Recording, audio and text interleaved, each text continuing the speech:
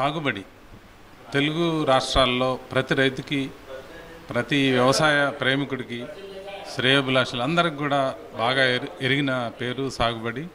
సాక్షి దినపత్రికలో గత 14 ఏళ్లుగా ప్రచురవుతున్న సాగుబడి కథనాలు ఆంధ్రదేశంలో అందరి ఆదరాభిమానాలు సూలుగున్నాయి. రైతులే కాదు, నగర జీవనంలో ఉండేవారు, ఇంటి పంటలు సాగు చేసేవారు, మిద్దె తోటలు సాగు చేసేవారికి కూడా సాగుబడి బాగా తెలిసిన పేరు. సాగుబడి ఉద్దేశం ఏంటంటే, మనం సేంద్రియ పద్ధతుల్లో లేదా ప్రకృతి వ్యవసాయ పద్ధతుల్లో ఆహారాన్ని పండించుకుంటేనే మనకి ఆరోగ్యము, నేల తల్లికి ఆరోగ్యము, పర్యావరణానికి కూడా మేలు జరుగుతుంది.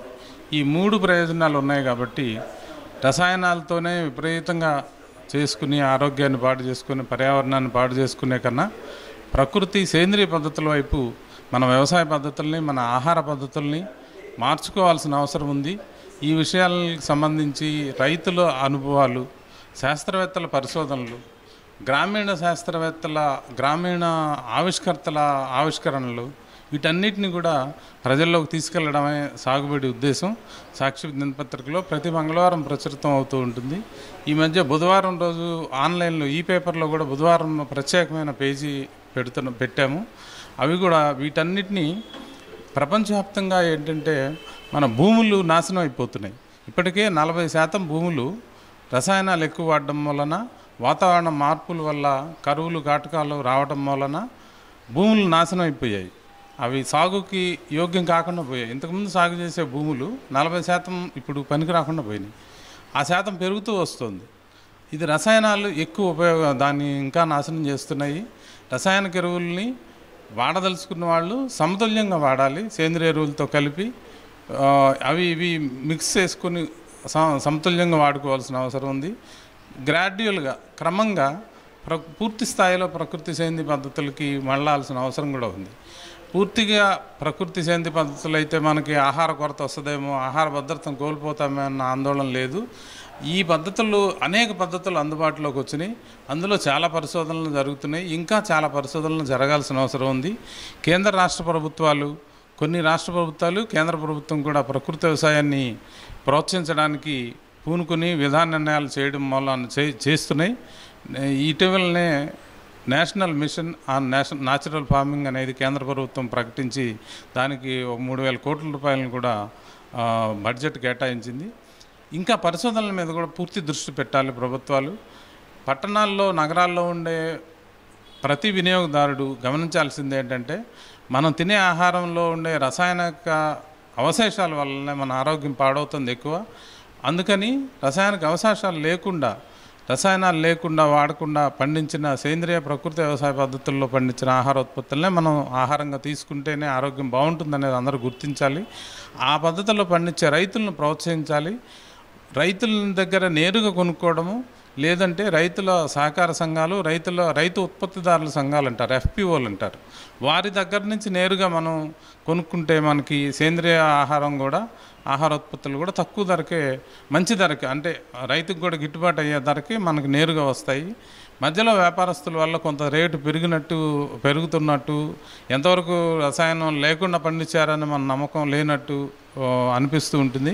ఈ సమస్యలను అధిగమించాలంటే నేరుగా రైతుల నుంచి కొనుక్కోవడం, లేదా రైతుల సహకార సంఘాల నుంచి, రైతు ఉత్పత్తిదారుల సంఘాల నుంచి కొనుక్కుని సేంద్రియ ప్రకృతి వ్యవసాయంలో పండించిన ఆహార ఉత్పత్తులనే ప్రజలందరూ ఆదరించి వారి ఆరోగ్యాన్ని కూడా బాగు చేసుకోవాలి.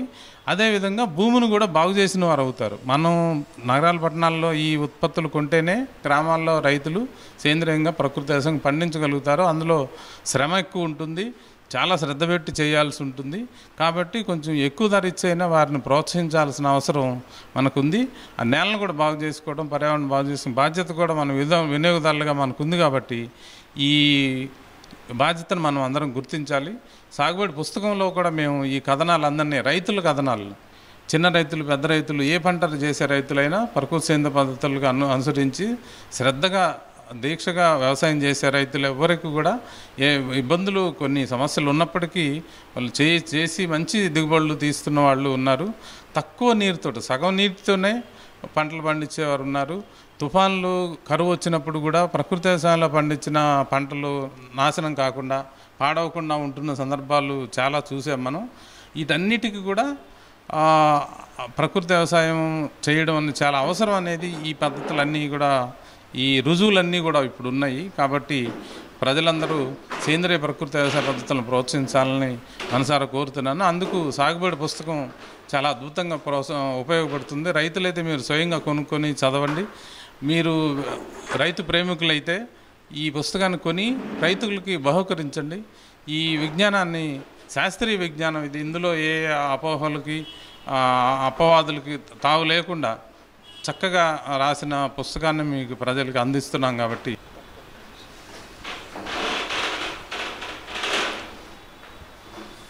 ఈ పుస్తకాన్ని రైతులందరి దగ్గరికి తీసుకెళ్ళాలి.